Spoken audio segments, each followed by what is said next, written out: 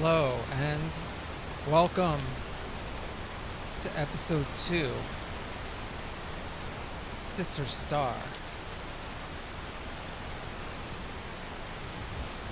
Well, we've just broken out of prison and we're just in some mountain somewhere. There's a waterfall here. We don't really know what's going on.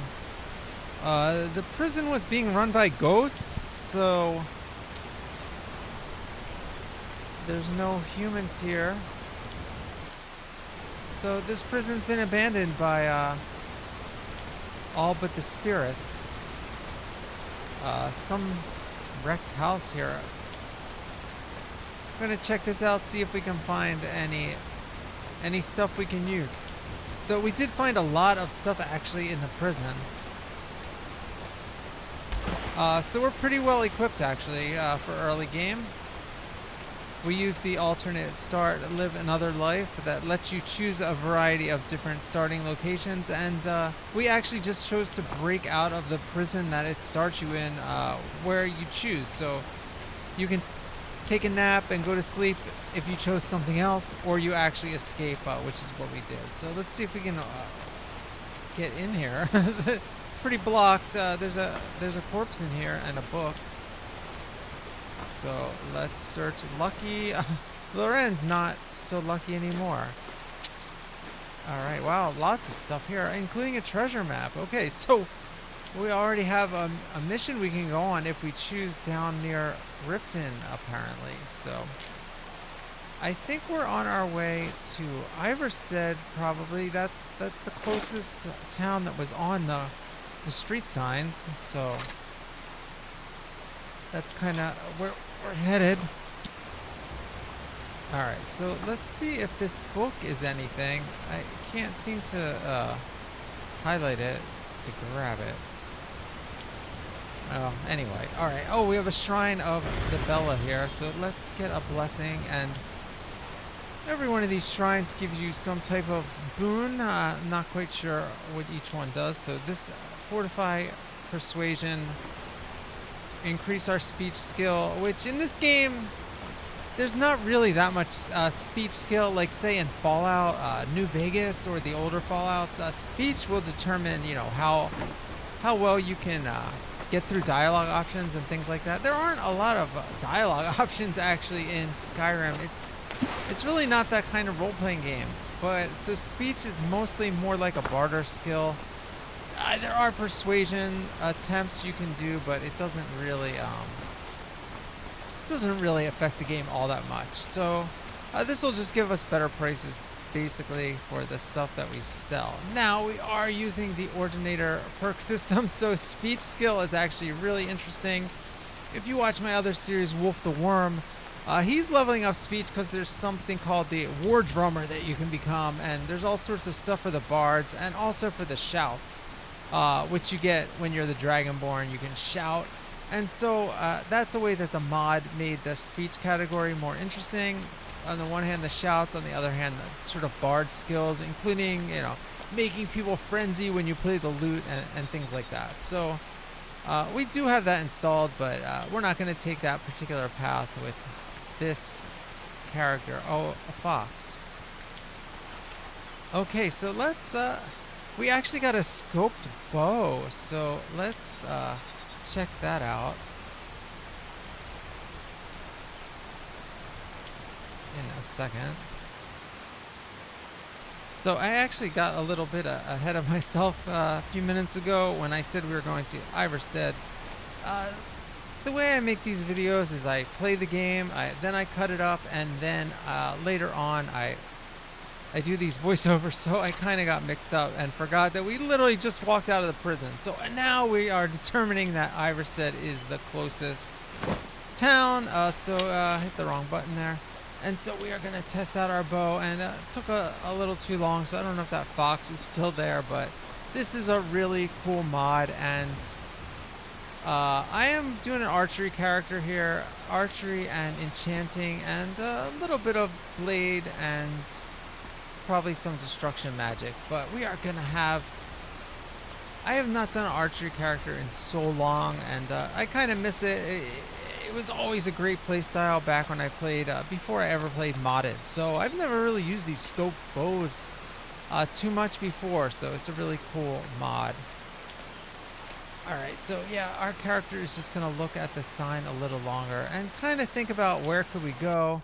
And at this point, I wasn't even sure where we were until I check right now. So now is when I'm determining that Iverstead is the closest thing. It's right on the side of the mountain somewhere. So it's actually super confusing to me, this area. So probably going to get lost. Okay, so yeah, we could go to Solitude, Whiterun, every possibility from this spot here, so pretty much. So this is a role-playing series, and as you can see, I'm playing a Redguard woman.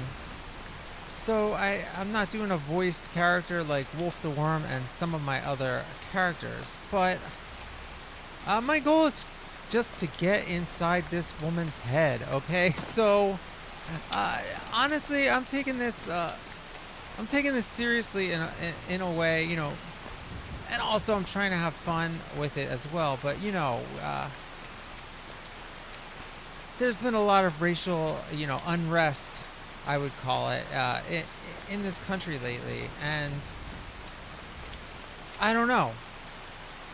I just want to think about that, and I want to explore it, and I want to see if I can create a hero from all this, you know, strife that's around us and everything. And so, you know, this is basically all I can do. You know, I'm a white guy, I'm from the suburbs, and I can do stuff, you know, in my community, of course, but as far as maybe making something that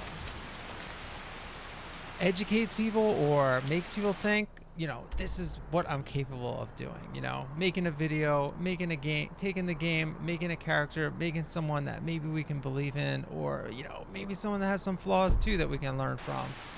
So that's kind of how I ended up settling on this character. And we are calling her Sister Starr, and her name in the game I have as Chris T KR1S -T, sort of a mashup of KRS-One and Ice-T, two classic rappers. And you know, I've actually been thinking a lot lately back to my youth when I was in college. This was like the late 80s, early 90s, and rap music was very, you know, educational. I don't know how else to say it.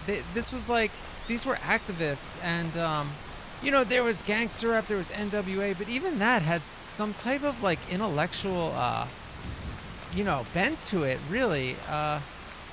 So this kind of shaped like how I saw race in America, and you know, it really influenced me. So I don't know, I'm just trying to like explore those ideas, and I don't know. Like I said, I want to see what it means to be a hero, and I'm just using Skyrim because it's this open world that we can do anything we want in, especially with these mods. And so, you know, here I am, and we're lost, and we were a prisoner, and we escaped, and we don't know what we're doing, and we're afraid, Yes? you know, and we're I'm probably collecting angry ingredients too. to bring to the gourmet. All right, He'll so think my taste we've so run into our refined first when I human, offer them to him. and he's You very have friendly. heard of the gourmet. He's picking berries and mushrooms. So we don't know gourmet. We've been in prison. You've not heard of the gourmet? And we're Author not of Uncommon upper class Taste? like this guy seems He to is be. a wizard with a spatula. Well, not an actual wizard, but his recipes are That's legendary. pretty funny. Well, he's not actually No, making magic I've food. heard the gourmet is in Skyrim right now. Okay. Well, this ties in with the main quest.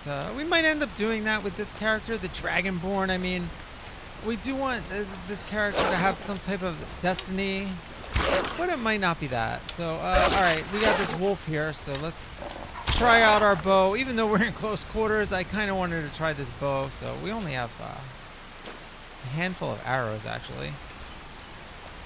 All right, so yeah, I just saved you from some wolves back there, so yeah. Anyway, yeah, so we're, you know, we're not we were imprisoned, okay?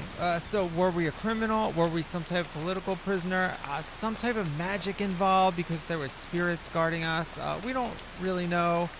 Maybe our character knows, and maybe she doesn't, but I certainly don't know.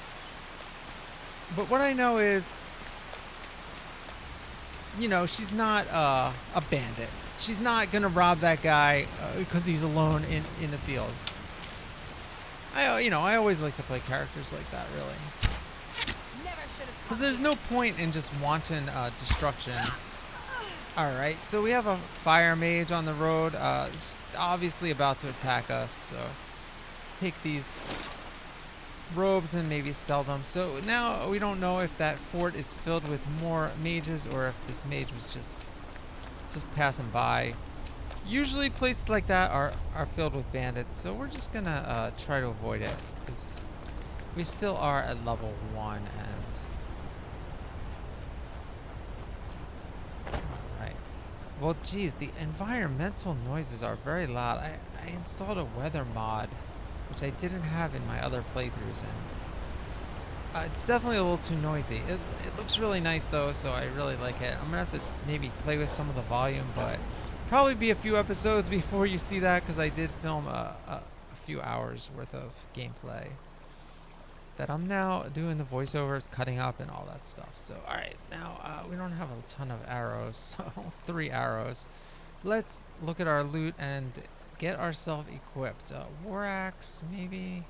I think a war axe might be good. We'll use the steel over iron. Seems fitting for this character somehow. I mean, you basically have 3 options. You have a sword, you have an axe, and you have a mace or blunt instrument. So the axe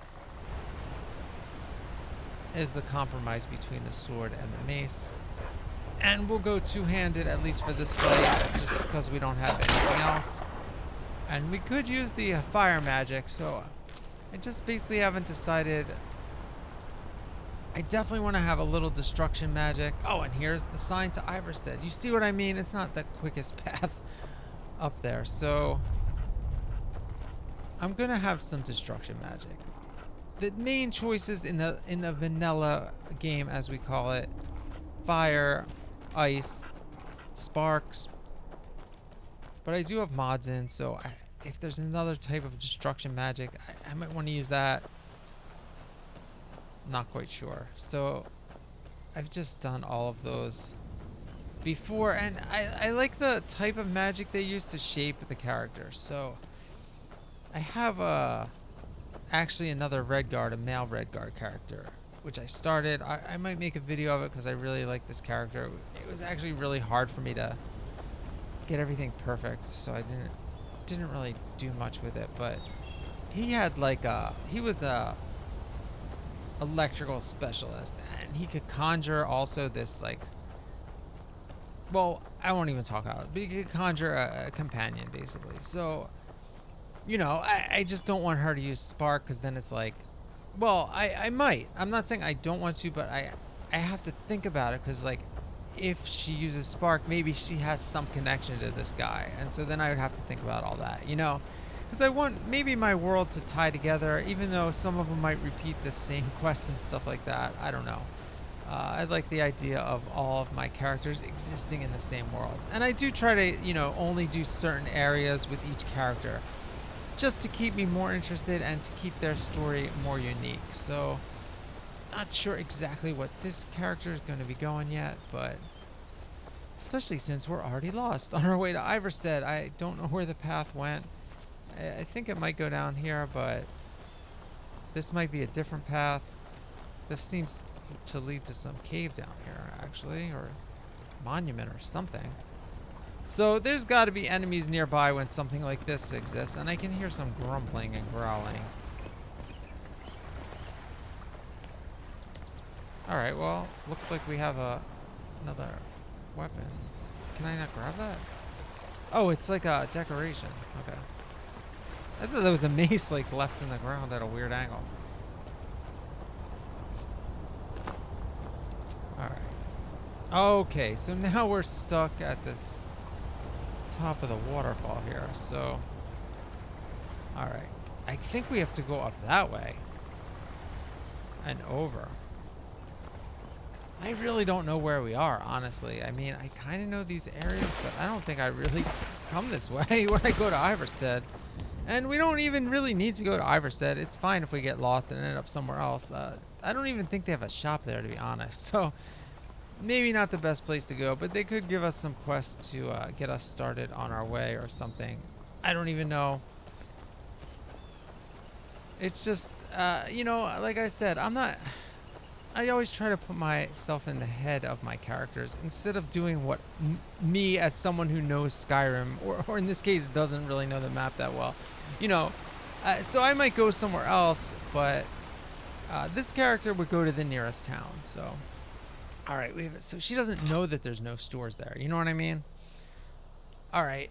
Well, we have a saber cat, which is a pretty advanced enemy to be fighting this early. So let's see if we can use our 3 arrows to at least get some damage on it.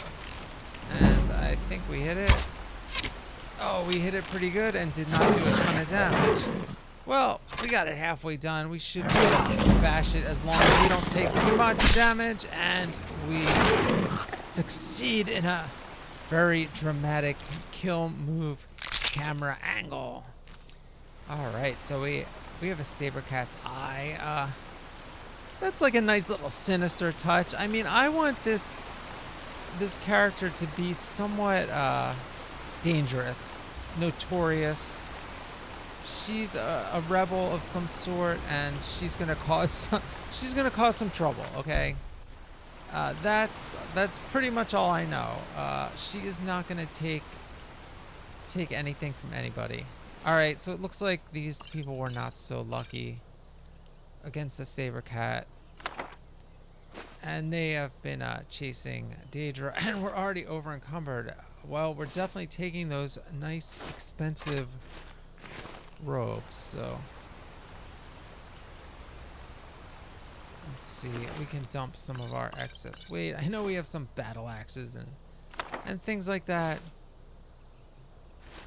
so we can get rid of those. I might end up using a battle axe with this character. I'm not sure. I can definitely picture her using it, but I'm not the biggest fan of two-handed fighting. So I really do like the well, the spell sword or whatever you want to call it. You can use the mace or the axe too, but you have a weapon in one hand, a spell in the other hand. Pretty basic build for these types of games. I mean, I think even in Oblivion, like, you didn't have dual wield, but you always had a spell and a weapon equipped, right? So it's more like that, because it was just different, and then you didn't even have dual wield. So yeah, it's more like that. All right, let's just change some of our clothes to. Yeah, we don't want to wear Imperial. Let's wear these steel cuffed boots that we just got. And try on the leather bracers. I think I like the fur better. Alright, so yeah, we get a little bit of a wild look here. Alright, so anyway, that's about it for this episode. We just got out of prison. We started our quest, and we're going to build this character pretty slowly, but it's going to happen. And hopefully it's going to be a good run. Thanks for watching. We'll see you next time.